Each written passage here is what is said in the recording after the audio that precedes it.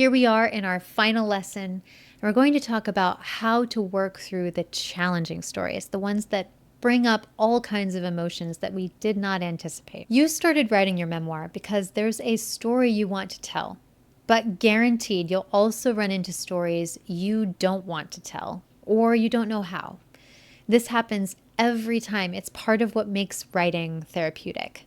You open the door to the stories you want to play around with, and your psyche seizes the opportunity to bring in the stories that you need to deal with. Now, when a challenging story comes up, there are two ends of the spectrum that you might swing toward. You might avoid the story, and I am queen of this, so much so that I don't realize I'm doing it.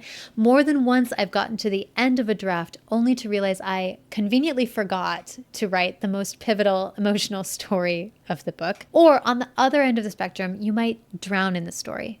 I've had intense writing sessions that screwed me up for the rest of the day, where I was still processing the emotions that had come up, and I wasn't able to boundary that process or focus on anything or anyone else. And these kinds of sessions can sometimes feel cathartic, but they end up creating a negative reinforcement cycle in my writing practice, where I don't want to write in the future because I think it's going to be intense and it might take over my whole day. Every memoirist I know has experienced both ends of this range. The best stories you have to tell won't come from avoiding them or from drowning in them. They'll come from the place where you can be most honest, which is the place where you are most present and open to feeling your full experience. This means that the work you do on your memoir isn't just writing. It's also emotional regulation. The goal is to increase the range of emotional experiences we can sit with and let them pass without throwing us out of whack. Writing is an excellent tool for this. It gets us to externalize our internal experience and then witness it on the page. The trick is to learn your emotional landscape so you know how to navigate into and out of your story. Here are some tools to do this. First tool, write in layers. One of the things that reliably triggers avoidance or drowning is pressure. Specifically, the expectation that you're supposed to get the whole story out perfectly in one go. Amateurs think that good writers write well from the very beginning, but pros know that good writers are actually just good editors. They work on a story over multiple drafts until it becomes good. The purpose of an early draft of a story is just to open the door. And maybe that first draft comes out looking like a police report, just a dry recitation of events.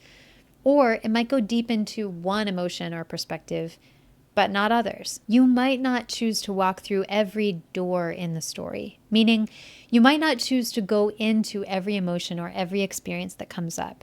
This isn't a missed opportunity. When you come back to this story, you will feel what resonates and you'll feel where things are missing. And you get the chance to prepare the resources and the support you might need for when you come back to write more. You can always choose to walk through a door later with the right support. Each draft of a story is an opportunity to choose another doorway to explore. You can always choose to not go through a particular door in this book or at all. The point is to make intentional choices over time about how deep you want to go and where you want to go. And then give yourself patience to develop the story at the speed your system can handle. Now, the second, more tactical tool is to make a self-care plan. There will be days when you don't nail your emotional regulation as you write, when you go deeper into a story than you realized, or you're blindsided by something that came up.